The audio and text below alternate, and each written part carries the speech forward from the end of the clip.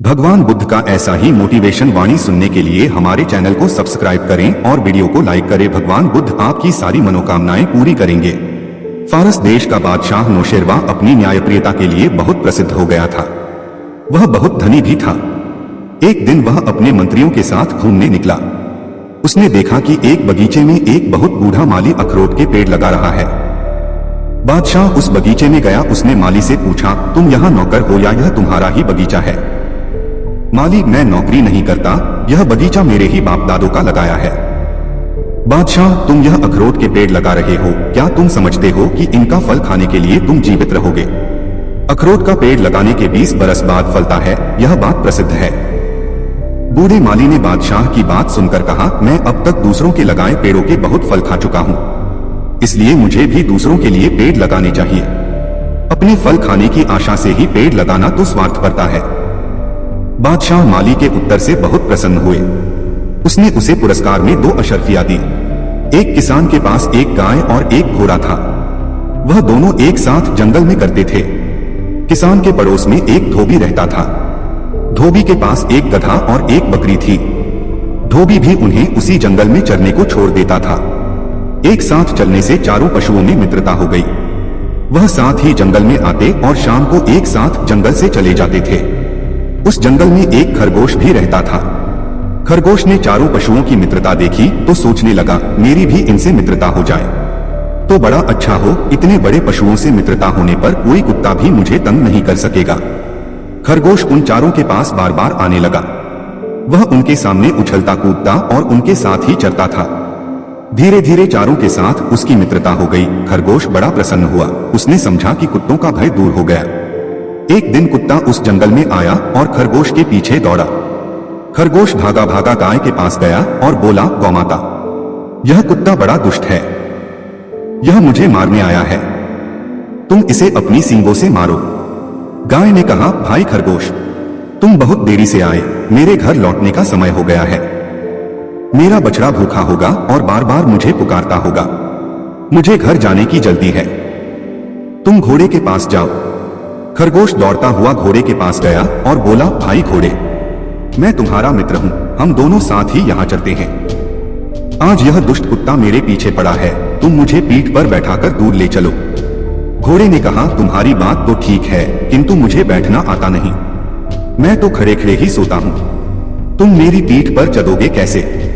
आजकल मेरे सुन बढ़ गए हैं, मैं ना तो तेज दौड़ सकता हूं और ना ही पैर फटकार सकता हूं। घोड़े के पास से निराश होकर खरगोश गधे के पास गया। उसने कहा, मित्र गधे, तुम इस बाजी कुत्ते पर एक दुलत्ती झाड़ दो तो मेरे प्राण बच जाएं।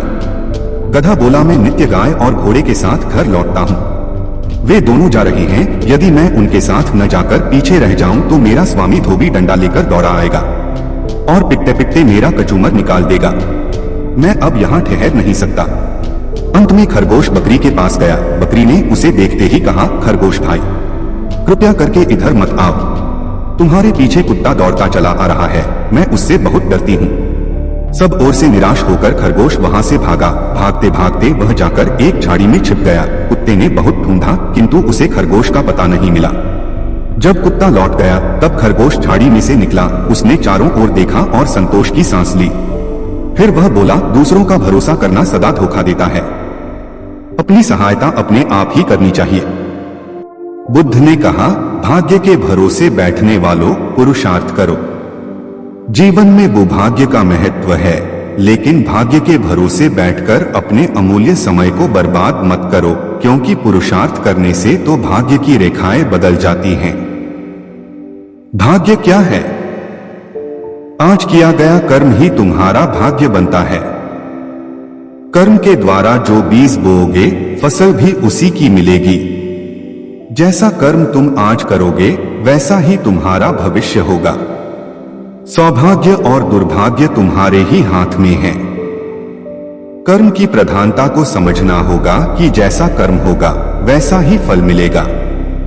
जीवन को सफल बनाने के लिए पाप और पुण्य का बड़ा महत्व है। पूरी सावधानी रखो कि पाप होने न पाए, क्योंकि पाप की सजा जरूर मिलती है। यह जीवन पिछले पापों से छुटकारा पाने के लिए और दूसरे नए पापों से बचने के लिए मिला है और कोशिश करो हमसे पुण्य कर्म हो। तुम अपने जीवन को धर्म के मार्ग पर चलाओ। तुम्हारे किए हुए पुण्यों से धर्म को शक्ति मिलती है। यह मानव का जीवन बड़े काम का है। इसे सावधानी पूर्वक जीना चाहिए। अगर तुम गलतियां करोगे तो आगे चलकर पशु पक्षियों वाले कपड़े पहनने पड़ेंगे। संसार के नश्वर पदार्थों की इच्छा मत करना, क्योंकि इच्छा का फल बहुत दुख देता है। अच्छे अच्छे कर्म करो। उन कर्मों को करके अहंकार मत करना। अहंकार के मार्ग में अंधेरा होता है और अंधेरे में ठोकरें लगती हैं। संसार दुखालय है, अर्थात दो खून से भरा हुआ है। संसार से प्रेम मत करना, बल्कि अपने मन से पापों को बाहर निकालो और सदा सावधान रहो कि कोई पाप न होने पाए। मनुष्य का जीवन मिला है तो इसको सावधानी पूर्वक व्यतीत करना। अपने जीवन में आलस्य को आने मत देना, क्योंकि यह जीवन बहुत अनमोल है। पशुओं से पूछो कि मनुष्य जीवन का क्या महत्व है।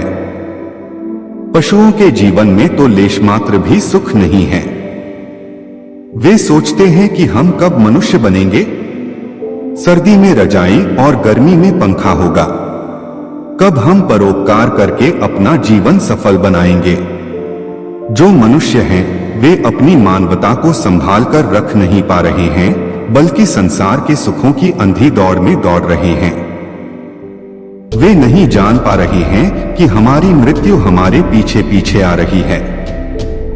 मानव जीवन पाया है, बहुत अच्छी बात है।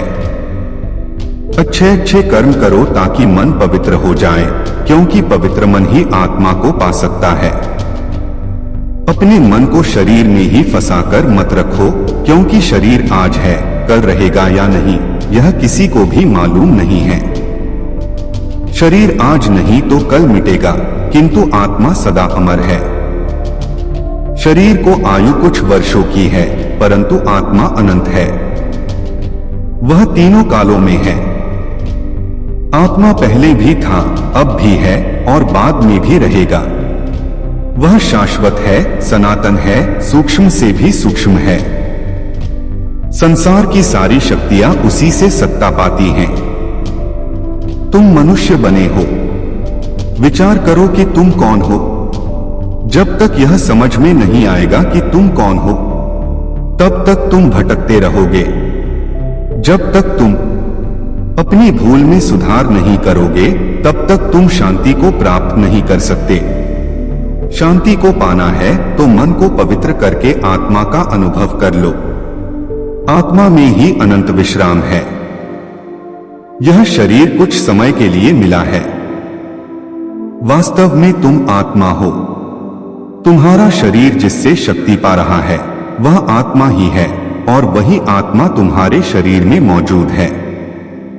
आत्मा को जानना, आत्मा को समझना, आत्मा को पाना, आत्मा का अनुभव करना और आत्मा का साक्षात्कार करना, यह सब मनुष्य शरीर के द्वारा ही संभव है। बस तुम सावधान हो जाओ कि मन में कोई गलत विचार आने न पाए। पहले मन में गलत विचार आता है, फिर वह विचार बलवान होने पर गलत कर्म करवा देता है। गलत कर्म का मतलब है पाप का जन्म हो जाना। बुद्ध ने कहा कि तुम्हारे जीवन के साथ साथ काल भी दौड़ रहा है। बचपन और यौवन कब निकल जाएंगे पता भी नहीं चलेगा। शरीर भी अनेक रोगों से घिरा रहता है। इस शरीर की शारीरिक और मानसिक दोनों प्रकार के रोगों से रक्षा करनी पड़ती है। रोग और भोग दोनों शरीर को निर्बल करते रहते हैं। रोगी और भोगी दोनों को ज्ञान अच्छा नहीं लगता। जिनका तन और मन स्वस्थ नहीं होता वे परमार्थ का लाभ नहीं उठा पाते। मनुष्य को चाहिए कि वह अपनी आयु रूपी संपदा का पूरा पूरा लाभ उठाए। अगर मनुष्य चाहे तो अपने जीवन में अच्छे अच्छे कर्म करके श्रेष्ठ प्रगति कर सकता है। जीवन में संयम को धारण करें। व्यर्थ की कामनाओं का त्याग करें। ज्ञान का दीपक जलाकर कामनाओं का विसर्जन करें। क्रोध को आग समझकर उससे सदा दूर रहना चाहिए। सदा ज्ञान गंगा का संग करो, क्योंकि शुभ विचार ही समस्त समस्याओं का समाधान है। बुद्ध ने कहा कि अपने जीवन से सदा लोभ को दूर रखो, क्योंकि तुम्हारे बूढ़े होने पर भी लोभ बूढ़ा नहीं हो पाता और लोभ सदा भूखा ही रहता है, उसका पेट कभी भी नहीं भर पाता। अगर लोभ की वासना प्रबल है तो वह दूसरे जन्म में भी पीछा नहीं छोड़ती। जिस मनुष्य को लोभ अपने वश में कर लेता है, उसका ज्ञान वह चुरा लेता है। लोभ को शांत करना है तो संतोष की शरण में जाना होगा। मोह के आकर्षण में मत आना, क्योंकि मोह से तुम्हारा मन बंध जाएगा और बंधा हुआ मन तुमको बहुत दुख देगा। मन के दुख का कारण है अज्ञान। मन में अगर अज्ञान है तो दुख खून से कभी भी छुटकारा नहीं हो सकेगा। बस एक समय ज्ञान ही है जो तुमको परम शांति और मोक्ष दे सकता है।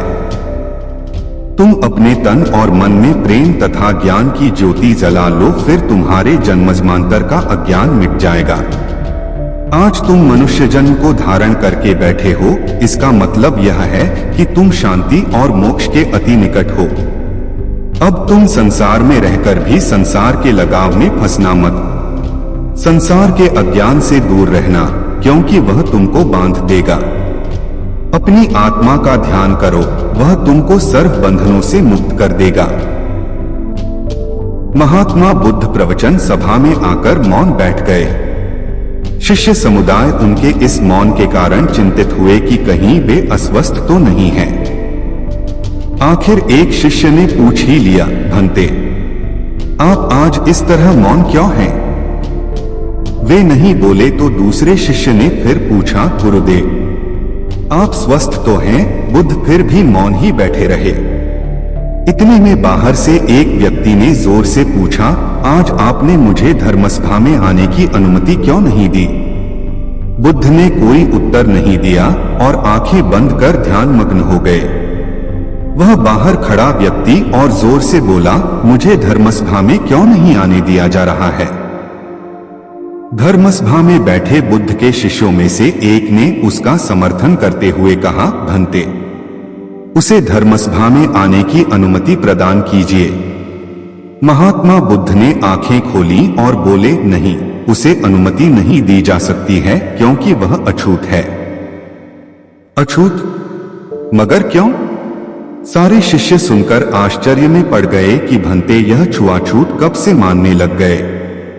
महात्मा बुद्ध ने शिष्य समुदाय के मन के भावों को ताड़ते हुए कहा, हाँ, वह अछूत है। वह आज अपनी पत्नी से लड़कर आया है। क्रोध से जीवन की शांति भंग होती है। क्रोधी व्यक्ति मानसिक हिंसा करता है। इस क्रोध के कारण ही शारीरिक हिंसा होती है।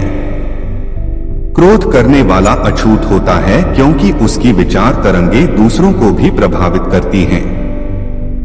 उसे आज धर्मसभा से बाहर ही रहना चाहिए। उसे वहां खड़े रहकर पश्चाताप की अग्नि में तपकर शुद्ध होना चाहिए। शिष्यगण समझ गए कि अस्पृश्यता क्या है और अछूत कौन है। उस व्यक्ति को भी बहुत पश्चाताप हुआ। उसने कभी भी क्रोध न करने का प्रण लिया। बुद्ध ने उसे धर्मसभा में आने की अनुमति प्रदान की। महात्मा बुद्ध प्रवचन सभा में आकर मौन बैठ गए। शिष्य समुदाय उनके इस मौन के कारण चिंतित हुए कि कहीं वे अस्वस्थ तो नहीं हैं। आखिर एक शिष्य ने पूछ ही लिया, भंते, आप आज इस तरह मौन क्यों हैं? वे नहीं बोले तो दूसरे शिष्य ने फिर पूछा, गुरुदेव, आप स्वस्थ तो हैं? बुद्ध फिर भी मौन ही बैठे रहे। इतने में बाहर से एक व्यक्ति ने जोर से पूछा, आज आपने मुझे धर्मसभा में आने की अनुमति क्यों नहीं दी? बुद्ध ने कोई उत्तर नहीं दिया और आंखें बंद कर ध्यान मग्न हो गए। वह बाहर खड़ा व्यक्ति और जोर से बोला, मुझे धर्मसभा में क्यों नहीं आने दिया जा रहा है? धर्मसभा में बैठे बुद्ध के शिष्यों में से एक ने उसका समर्थन करते हुए कहा, भंते, उसे धर्मसभा में आने की अनुमति प्रदान कीजिए। महात्मा बुद्ध ने आंखें खोली और बोले, नहीं, उसे अनुमति नहीं दी जा सकती है, क्योंकि वह अछूत है। अछूत, मगर क्यों? सारे शिष्य सुनकर आश्चर्य में पड़ गए कि भंते यह छुआछूत कब से मानने लग गए। महात्मा बुद्ध ने शिष्य समुदाय के मन के भावों को ताड़ते हुए कहा, हाँ, वह अछूत है। वह आज अपनी पत्नी से लड़कर आया है। क्रोध से जीवन की शांति भंग होती है। क्रोधी व्यक्ति मानसिक हिंसा करता है। इस क्रोध के कारण ही शारीरिक हिंसा होती है। क्रोध करने वाला अछूत होता है क्योंकि उसकी विचार तरंगे दूसरों को भी प्रभावित करती हैं। उसे आज धर्मसभा से बाहर ही रहना चाहिए। उसे वहां खड़े रहकर पश्चाताप की अग्नि में तपकर शुद्ध होना चाहिए। शिष्यगण समझ गए कि अस्पृश्यता क्या है और अछूत कौन है। उस व्यक्ति को भी बहुत पश्चाताप हुआ। उसने कभी भी क्रोध न करने का प्रण लिया। बुद्ध ने उसे धर्मसभा में आने की अनुमति प्रदान की। महात्मा बुद्ध प्रवचन सभा में आकर मौन बैठ गए। शिष्य समुदाय उनके इस मौन के कारण चिंतित हुए कि कहीं वे अस्वस्थ तो नहीं हैं। आखिर एक शिष्य ने पूछ ही लिया, भंते, आप आज इस तरह मौन क्यों हैं?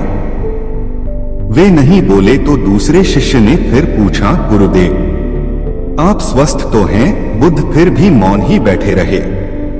इतने में बाहर से एक व्यक्ति ने जोर से पूछा, आज आपने मुझे धर्मसभा में आने की अनुमति क्यों नहीं दी?